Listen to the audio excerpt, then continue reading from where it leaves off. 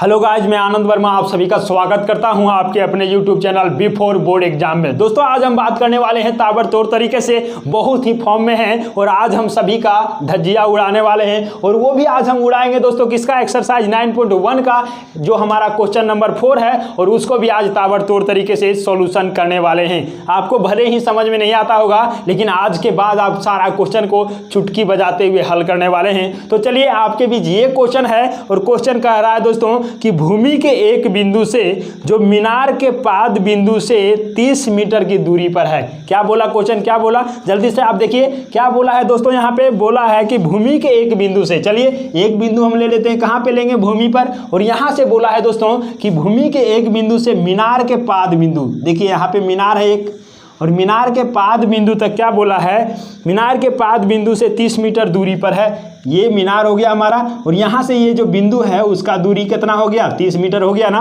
तो चलिए 30 मीटर की दूरी पर हमने बिंदु बना दिया है, और बोला है क्या, इस बिंदु से मीनार के शिखर का उन्नयन कोण 30 डिग्री है। भाई साहब यहाँ से ऊपर उन्नयन कोण कैसे बनता है, ऊपर देखने पर, और ये जब देखा ऊपर तो यहाँ से ये जो बना इसका शिखर पर, और यहाँ का जो कोण बना दोस्तों वो बना हमारा 30 डिग्री का कोण बना।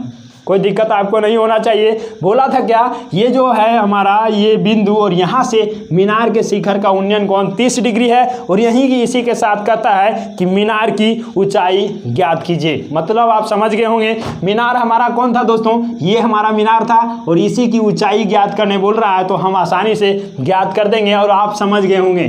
चलिए इसका नाम हम रख देते हैं A, B और C, और इस तरह से ये हमारा आसान हो चुका है। कैसे हम इसको बनाएंगे इजी वे से, यहाँ पे आप देखिए। सबसे पहले दोस्तों ये तो हमारा त्रिभुज बन चुका है, वो भी समकोण त्रिभुज, और यहाँ से हम देख रहे हैं कि BC का वैल्यू, मतलब ये B होता है, B मतलब आधार, बेस, और बेस हमको दिया है 30 मीटर। हम यहाँ पे चलने वाले हैं सॉल्यूशन की ओर, और सॉल्यूशन यहाँ पे सबसे पहले क्या करेंगे दोस्तों, AB जो है वो हमारा क्या है, मीनार की ऊंचाई है। AB बराबर मीनार की ऊंचाई है, और ये हमको पूछ रहा है कि कितना होगा, बराबर क्या लिखेंगे, वाट, मतलब पता नहीं है, या फिर x लिख सकते हैं, कोई दिक्कत नहीं है। और यहाँ पे दूसरा ये हमारा क्या है, BC का वैल्यू दिया है। BC क्या है, बिंदु से मीनार के पाद की दूरी है ना। BC क्या लिखेंगे, बिंदु से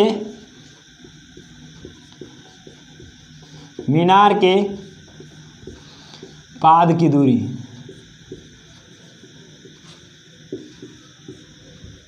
बराबर कितना है, तो 30 मीटर है।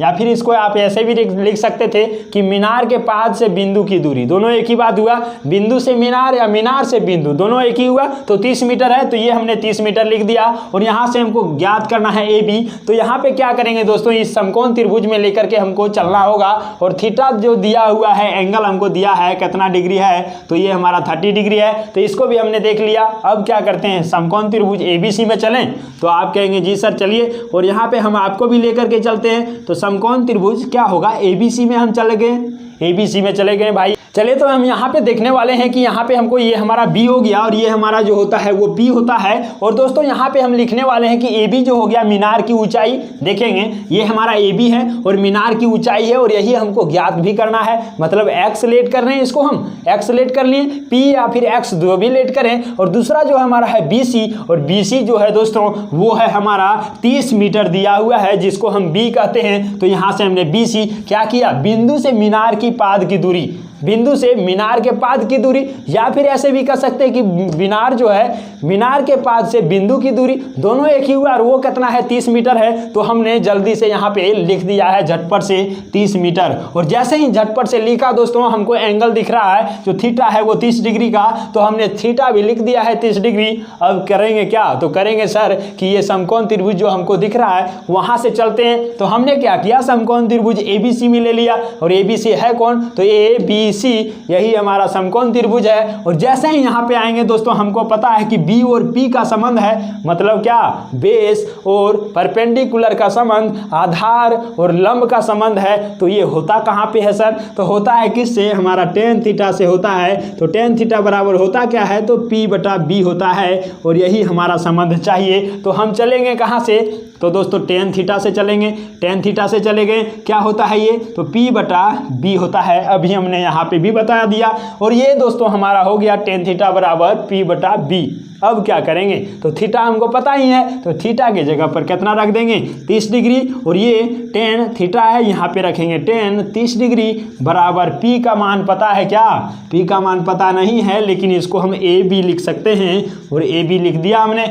अब बी का मान पता है क्या, तो बी ये होता है BC, और ये हमारा है कितना 30 मीटर है, तो यहाँ पे हम हंसते हुए 30 कर दिए, कोई दिक्कत नहीं। अब चलते हैं इसके साथ, 1030 आ गया सर, 1030 का वैल्यू क्या होता है, तो आप नहीं जान रहे हैं तो आसानी से सीखना है। यदि आपको रटने की झंझट को छोड़ देना है तो आप जल्दी से इंट्रोडक्शन का वीडियो चले जाइए, जो 8.2 का है वैल्यू चार्ट वाला वीडियो, वहाँ पे हमने बता दिया है। फिलहाल हम यहाँ पे आपको बता देते हैं कि 1030 का मान जो होता है वो 1/√3 होता है, और ये जो इक्वल होगा AB बाय, इधर तो वही रहेगा ना AB, और यहाँ पे 30 हो गया, तो AB बटा 30, और इधर क्या हो गया 1/√3, और यहाँ से हम क्या करेंगे दोस्तों, क्रॉस मल्टीप्लिकेशन करेंगे। जैसे क्रॉस करेंगे वो AB चला जाएगा √3 के साथ, तो ये हो जाएगा √3 AB, और यहाँ पे 30 चला जाएगा 1 के साथ, तो ये हो जाएगा 30, और इस तरह से हमारा आ चुका है √3 AB बराबर 30, या फिर दोस्तों इसको यूँ कहें कि AB √3 बराबर 30, बात ही की हुआ। चलते हैं, यहाँ से हमको AB निकालना है, तो AB हम कैसे निकालेंगे, तो यहाँ पे हम देख रहे हैं दोस्तों कि √3 जो है यहाँ पे गुना में है, और इधर ले जा करके हम इसको भागा में डाल दें, तो 30/√3 हो गया। जैसे ही ये आया हमारा झंझट वाला प्रश्न, इसको हम क्या करते हैं रेशनलाइज, मतलब परिमेयकरण। परिमेयकरण करेंगे कैसे, तो हर है, हर को हम ऊपर और नीचे गुना करते हैं, तो √3 और नीचे भी √3। अब ये होगा क्या, ऊपर गुना इसके साथ, और ये चला जाएगा इसके साथ। जैसे ही ये इसके साथ भागेगा दोस्तों, ये 30 √3 हो जाएगा, और ये जैसे ही भाग गया तो ये भी इसके साथ भाग जाएगा, और √3 × √3 क्या हो जाएगा, तो ये 3 हो गया। और यहाँ से हमने देखा कि 30 √3 के साथ चला गया, और जैसे ही √3 के साथ गया तो इसका ऊपर वाला क्या हो गया, हट गया, और हमारा 3 हो गया। और इस तरह से अब यहाँ से ये कट जाने वाला है 30, कितना बार में कटेगा 10 बार में, तो यहाँ पे आया क्या 10, और ये √3 बचा हुआ रह जाएगा, तो √3, और इस तरह से हमारा दोस्तों 10 √3, और ये मीटर में दिया हुआ है तो मीटर, और ये आया क्या, तो AB आया, और AB है क्या दोस्तों, यहाँ पे AB हम देख रहे हैं, तो इसी का मान आया 10 √3, और AB जो है वही हमारा है मीनार की ऊंचाई। तो आप देख सकते हैं AB बराबर मीनार की ऊंचाई, और वही चीज़ हमारा आ गया है AB बराबर 10 √3। तो यहाँ पे लिखेंगे मीनार की ऊंचाई